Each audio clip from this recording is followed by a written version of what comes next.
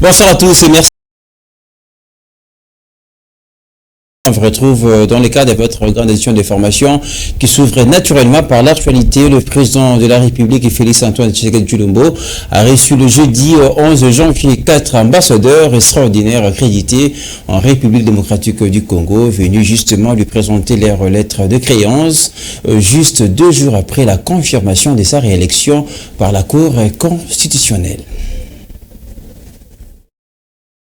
2 jours après la confirmation de sa réélection par la Cour constitutionnelle, le président Félix-Antoine Tshisekedi Tshilombo a reçu ce jeudi le lettre de créance des 4 nouveaux ambassadeurs extraordinaires et plénipotentiaires accrédités en République démocratique du Congo avec résidence à Kinshasa. C'était au cours d'une cérémonie protocolaire organisée au Palais de la Nation. Le premier, Nicolas Berlanga Martinez, est multilatéral de l'Union européenne. Il était coordonnateur principal de l'Union européenne pour la sécurité maritime dans le golfe du Guinée.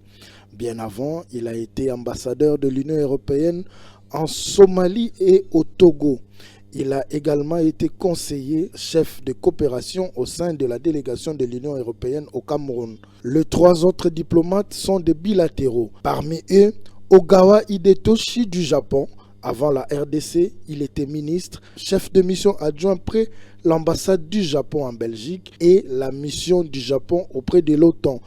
Il a aussi été conseiller du secrétariat du cabinet et du directeur de la stratégie internationale au Centre national de préparation aux incendies et de stratégie pour la cybercriminalité, ainsi que directeur de l'information et de la communication du ministère japonais des Affaires étrangères. De son côté, Antonio Papadopoulos, né à Bunia, au nord-est de la République démocratique du Congo, et ambassadeur de la Grèce. Il était directeur de la direction de la relation économique bilatérale avec le pays de l'Europe du Sud-Est.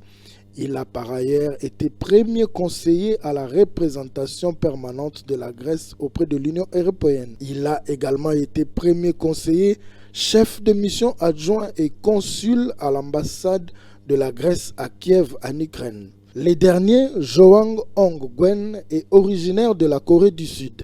Il était ministre et consul général à l'ambassade de Corée au Royaume-Uni de Grande-Bretagne et d'Irlande du Nord. Il a également occupé le poste de directeur général de la coopération internationale au ministère de la Santé et des Affaires sociales et celui de coordonnateur principal des affaires étrangères au Bureau de coordination des politiques gouvernementales. La République démocratique du Congo leur souhaite la bienvenue et franche collaboration. Cour constitutionnelle, toujours dans ce journal qui a notifié le président de la République, Félix-Antoine Tshisekedi Tshilombo, j'ai cité dans l'arrêté proclamant définitivement le résultat de l'élection présidentielle du 20 décembre 2023, lui proclamant évidemment sa victoire sur les 26 prétendants à la magistrature suprême. On prend les pressions dans cet élément que la rédaction nous propose. Quelques jours après la proclamation des résultats définitifs de l'élection présidentielle du 20 décembre 2023 par la Cour constitutionnelle, le greffe de la même Cour est allé notifier le président Félix-Antoine Tshisekedi Tshilombo de son arrêt des gagnants parmi les 26 prétendants à la magistrature suprême. De son bureau du Palais de la Nation, le président de la République a reçu de main du directeur électoral du greffe, de l'huissier instrumental et du greffe audiencier de la Cour constitutionnelle la copie de l'arrêt 0016 du 9 janvier 2024 portant proclamation des résultats définitifs de l'élection présidentielle de décembre 2023. Cet acte administratif constitue la dernière formalité juridique autorisant la prestation de serment du président réélu devant la Cour constitutionnelle. Le protocole d'État a reçu le quitus d'organiser la dite cérémonie au stade des Martyrs de Kinshasa le 20 janvier courant en présence de plusieurs chefs d'État, du gouvernement et de plus de 80 000 Congolais invités. On va rester dans le chapitre des élections. Le Conseil d'État se déclarait compétent pour siéger sur le dossier des invalidations des 82 candidats accusés de fraude et de détention illégale des dispositifs électroniques de vote par la Commission électorale nationale indépendante. Nobel Mukomo, acteur de la société civile, pense que la Cour n'aurait même pas le droit de siéger car ce fraudeur mérite justement la prison après avoir tapé la honte à toute la République. On va l'écouter au micro d'Alain Goma. Il n'y a pas que la CENI qui détenait la preuve. Je crois que tous les Congolais, toute la population congolaise, voire même étrangère, détiennent des preuves de fraude. Et moi, je pense que ce que la CENI a fait, c'est juste un échantillon qui est du reste insignifiant, qu'on se le dise. Parce que si on doit voir le nombre de personnes qui ont triché, qui ont volé, ils doivent aller au-delà des 1000. Parce que nous avons vu dans tous les territoires, dans toutes les villes, il y a eu des devs partout, dans des maisons, dans des véhicules, des individus qui du reste sont des ministres, sont des mandataires de l'État. Et ceux-là ont eu ces machines comment? Il faudra que la CENI nous dise, évidemment, comment ces gens, ces individus ont réussi à avoir ces machines-là. Moi, je pense que c'est la CENI qui aurait mis à la disposition de ces individus ces machines. Donc, la CENI est complice. La CENI ou la CENI à travers son président doit être mise aussi à l'arrêt. Ils doivent être jugés sévèrement. Non, mais c'est normal que le Conseil d'État soit incapable ou capable. Ce sont des voleurs. C'est une bande de voleurs, leur place à la prison, c'est tout. Point barre. Il n'y a pas à aller se cacher derrière la justice pour couvrir leurs forfaits. On les a déjà déplorés depuis longtemps. C'est une bande des aventuriers. Ils nous représentent au sommet de l'État. Ils n'ont pas gêne, ils n'ont pas honte de poser certains actes. Parce que quand on est dignitaire, il faut savoir se comporter. Tant sur le plan interne qu'externe. Vous ne pouvez pas vous permettre de faire du n'importe quoi. Prendre des devs, des machines à voter, les garder chez vous très illégalement à la maison. Vous n'avez pas besoin. Si c'était moi, je ne pouvais même pas aller en justice. J'allais aller en prison moi-même. J'allais solliciter qu'on m'amène directement en prison. Abel Mukomo, au micro d'Alain Goma. On va poursuivre ce journal de diffusion des matchs de la Coupe d'Afrique des Nations Côte d'Ivoire 2023. Le Conseil supérieur de l'audiovisuel a instruit aux médias de contacter uniquement la radio-télévision nationale congolaise pour obtenir l'autorisation des retransmissions des matchs, car seule la RTNC détient les monopoles des retransmissions de la Coupe d'Afrique des Nations. On va vous proposer à ce sujet d'écouter les précisions du président de CESAC. Je cite Christian Bossembe. Une société ne peut émerger sans l'ordre de la discipline. Et le CESAC, depuis que nous sommes là, nous veillons à ce que le paysage audiovisuel soit conforme à la loi et qu'il n'y ait pas des antivaleurs. La piraterie, elle tue les entreprises, elle tue les usines, elle décourage ceux qui travaillent. Et nous avons décidé avec le bureau et même tous les CESAC d'interdire et surtout de sanctionner sévèrement toutes les chaînes qui s'adonnent allègrement à la piraterie, c'est-à-dire produire ou diffuser un contenu qui n'est pas le vôtre. Et nous avons donc discuté avec le DGA de la RTNC et la direction, on va dire, pour qu'ils mettent en place un mécanisme d'abord de recevoir les chaînes qui veulent diffuser en bonne et due forme, qu'ils s'approchent à la RTNC, de la RTNC, et nous avons demandé à Naltesac de couper, au cas où il y a un dérapage, de couper immédiatement toutes ces chaînes qui ne vont pas respecter la loi. Et nous, quant à nous, au niveau du CESAC, nous allons tout à l'heure publier notre communiqué, interdisant bien évidemment les chaînes à diffuser des programmes qui ne sont pas les leurs, mais à encourager bien évidemment ces médias de s'approcher à la RTNC et de prendre, de respecter toute la modalité, et on va aller dans ce sens-là. Donc sinon, la CAN doit se passer dans les meilleures de conditions, c'est un événement international.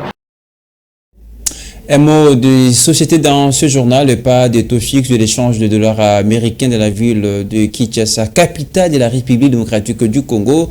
Chaque personne est autonome sur le taux, le choix d'échange dans certaines communes. C'est des constants fait. Ici, dans la capitale de Kinshasa, le changeur de monnaie, communément appelé Kambi, s'est interrogé à ces sujets et chacun donne sa raison. On va prendre des précisions dans ces reportages d'Alès Kamanya.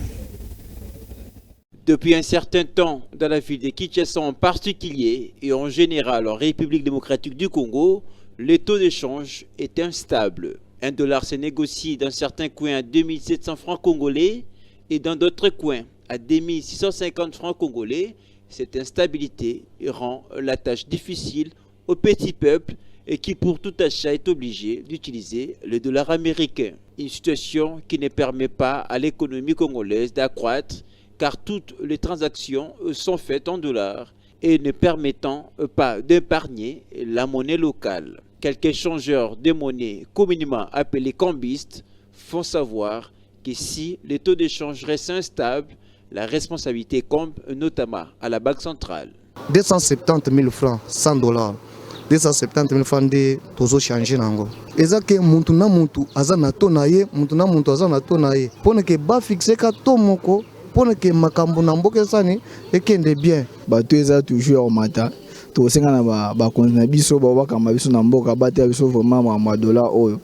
Pour peut-être nga ko chana to bona se muntu musa jena to alikolo alors. toloka biso moto santos na to mo pour gagner fisc ozo bakilia tozo kita ernion sezo mata ernion so bande ko wana bazo chabungo pour que basalaka mbangu ko changer ba mbongo biso to cheto o eza fixe ata ekitibe mati to ya malamu nde yango. À cette allure, le jours à venir, un dollar américain risque d'être échangé à 3000 francs congolais. Nous appelons donc à la prise de décision des autorités, notamment au ministre de l'économie, de se saisir de la situation pour que les solutions soient trouvées. Allez, tout de suite, on va passer à la rubrique sportive dans ce journal avec l'invité du journal.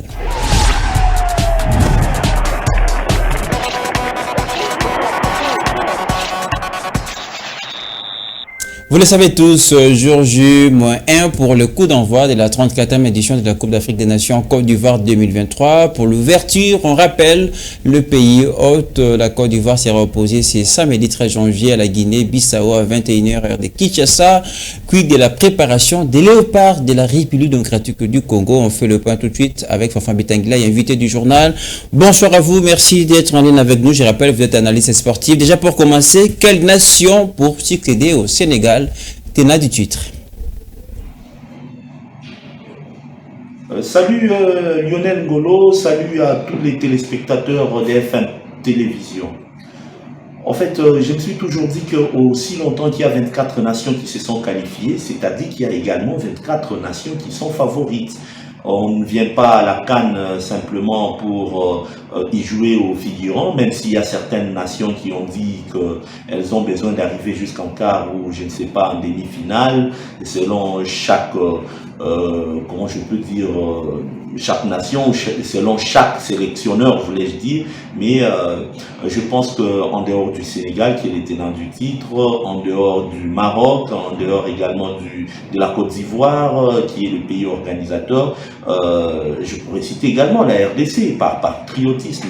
Donc le football se joue au présent, le football se joue également avec les atouts que vous avez. Il y a beaucoup de nations aujourd'hui qui ont des joueurs qui évoluent dans des grands championnats, donc il faudrait s'attendre à une très belle CAN avec toutes les opportunités au profit de toutes les sélections présentes en Côte d'Ivoire. Allez, on continue à parler de cette 34e édition de la Coupe d'Afrique des Nations avec la RDC qui est de retour, on rappelle, après son absence lors de la précédente édition. Pour ce qui est de cette édition, on rappelle tout de même la RDC fête sa 20e participation à une phase de finale de la Coupe d'Afrique des Nations. Alors, quelle chance pour cette équipe de la RDC dirigée par Sébastien Desabre? En fait, je l'ai dit, le Sénégal vient en favori, le Sénégal vient en détenteur du trophée. Donc tout le monde a déjà calqué son modèle sur le Sénégal et tout le monde sait que le Sénégal fait peur. Donc ça sera un tout petit peu difficile pour le Sénégal peut-être de jouer. Il faudra avoir un mental fort, il faut être tactiquement également fort, techniquement et physiquement au point pour que le Sénégal puisse vraiment rester dans la trempe de cette grande nation qui aimerait une fois de plus rester avec ce trophée, comme c'était le cas avec l'Égypte il y a de cela quelques années, tenant du titre, il revient, il prend encore le trophée. Donc il faut être l'Égypte et nous pensons que jusqu'à ces jours, le Sénégal a des atouts à voir la constitution de cette équipe, la composition, je voulais dire, de l'ossature. C'est une équipe qui est encore très conquérante et qui pourrait faire mieux. Une dernière question avant de vous libérer, Fanfan Bitanguilaï. Je rappelle, le ministre des Sports est accusé d'être à la base de la réduction du nombre de personnes constituées. On rappelle la délégation de la RDC, supporters et animateurs et des représentants des anciens léopards. Que répondrez-vous justement à cette question? Je l'ai dit plusieurs fois, le péché du ministère des Sports, c'est d'avoir voulu mettre de l'ordre dans la boutique. Et cet ordre fait que certains fauteurs et pêcheurs en eau trouble ont voulu profiter de l'occasion, prenant la parole dans différentes chaînes ainsi que dans les réseaux sociaux, pensant avoir la raison. Ils sont retournés dans l'ordre. Le ministre a mis de l'ordre dans ces secteurs. Il y a plus de 100 millions de Congolais. Et l'équipe nationale appartient à tous. L'équipe nationale n'appartient pas aux gens qui se disent être, comment je peux dire, des bénéficiaires, les seuls bénéficiaires de cette équipe nationale. Et donc, ne vous en faites pas, il y a des gens qui ont confondu les avantages à des droits et qui pensaient que chaque Coupe d'Afrique des Nations, ils doivent aller. Ce n'est pas un problème, mais il faudrait défendre. Il y a également aujourd'hui l'IGF qui veut savoir pourquoi est-ce que tel ou tel autre ira en Côte d'Ivoire. Donc c'est dans cette situation que le ministère en charge des sports a demandé à tout le monde de présenter son quota, de présenter plutôt ses représentants parce qu'il y a un quota qui a été donné. Et en ce qui concerne les légendes, je tiens à vous informer que c'était un problème purement administratif entre eux. On leur a accordé un nombre et les gens qui étaient informés ont donné le nom des personnes dont administrativement il y avait des problèmes, des passeports déjà pratiquement, je peux dire, dont la validité était déjà dépassée. Il y en a d'autres qui avaient des petits soucis administratifs par-ci et par-là. Ils ont été remplacés. C'est entre eux-mêmes que ça s'est passé. Et le ministère n'a pas intervenu dans ça. En ce qui concerne l'administration, c'est le secrétariat général qui est le chef de l'administration. Lorsque le ministre parle avec le secrétaire général et lui octroie un quota, c'est à lui de mettre de l'ordre. Ce n'est pas à ses, comment je peux dire, à ses agents ou encore à son personnel de venir réclamer auprès du ministre. Merci infiniment, Fafan Bitanguilaï, pour toutes ces précisions. Merci d'avoir été l'invité du journal. On va continuer à évoquer la Coupe d'Afrique des Nations, surtout avec les préparatifs des Léopards de la RDC, après un stage effectué du côté d'Abu Dhabi, avant justement de rallier la Côte d'Ivoire pour la phase finale de cette compétition. On rappelle, la RDC a enregistré des matchs amicaux, dont match-t-il et une défaite. Que pensent les Congolais de ces résultats, de ces stages? On va faire le point tout de suite avec nos reporters qui ont croisé les Congolais, qui n'ont pas hésité évidemment à répondre à cette question. Regardez. Les Léopards de la République démocratique du Congo ont été battus par les étalons du Burkina Faso 1-2 à Banyaya Stadium d'Abu Dhabi dans le cadre d'un match amical pour les préparatifs de la CAN Côte d'Ivoire 2023. Malgré la réduction du score du capitaine Chancel Mbemba, cela n'a pas permis aux poulains de Sébastien Desabre de revenir au score. Quelques jours avant leur première rencontre contre les Chipolopolo de la Zambie, quelques Quinois croient encore à l'équipe nationale de la République démocratique du Congo. Place Léopard au Wouti, la place au Kendi. Malgré cette mauvaise performance en phase de préparation, nombreux de Quinois pensent que ces Léopards sont des professionnels. Les matchs amicaux sont juste des tests et les 17 contre la Zambie, la victoire est certaine. Par contre, certains pensent qu'il n'y a aucune équipe à craindre dans ce groupe. Le 17, premier match à RDC, je sais que l'RDC va gagner. C'est objectif Nabango, ils sont très soudés. Baby Kobeta Bal, bon, techniquement, physiquement, Bon, ils sont des professionnels quoi. Na ndenge nga na yebeli équipe na biso Léopard, hein? Na CAN oyo. Toko souhaiter que non Léopard na biso ko passer à marquer babi. Pour rappel, la CAN Côte d'Ivoire débute le samedi 13 janvier et les Léopards de la République démocratique du Congo feront leur entrée en lice face aux Zambie le mercredi 17 janvier à 21h. Un mot du championnat national avant de terminer complètement ce journal. Les reports du match du FC Renaissance du Congo prévu initialement ce vendredi 12 décembre dans le cadre évidemment des matchs retour de la Ligue 2 du championnat national. Quelle est la raison de ces reports? Marley Tundulu, président du comité national des supporters, répond à la question et appelle tout de même les supporters au calme. On va l'écouter au micro d'Irabi Fouka. Nous étions surpris au moment où le comité sportif, dirigé par Maître Malou Abili Cléophas, avait déjà engagé des dépenses car dans la rencontre qui devait se dérouler aujourd'hui. Mais hier soir, le secrétaire sportif nous a appris qu'il y avait aussi match aujourd'hui des deux clubs de la Ligue 1 de la Linafoot, raison pour laquelle on ne pouvait pas jouer deux matchs successivement, c'est-à-dire deux clubs de la Ligue 2 et deux clubs de la Ligue 1 ne pouvaient pas jouer au même moment. Ce que je peux aussi dire aux supporters, de ne pas se décourager, de ne pas baisser les bras, d'avoir toujours le moral haut, avec espoir que tout ira bien. Ils sont sans ignorer que nous jouons pour les titres.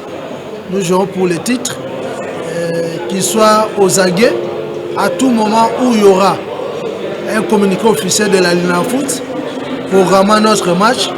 J'espère que ce jour-là, je les demanderai de venir nombreux au stade, de venir voir leur équipe chère, le FC Renaissance du Congo. Et c'est la fin de ce journal largement préparé par Jean-Cy Elengue et Junior Santos. Galor Mouyeté, à la réalisation. Merci à vous de l'avoir suivi. L'actualité s'en continue sur notre chaîne YouTube. Tapez Fondation Malou à la télévision. À très bientôt avec le même plaisir.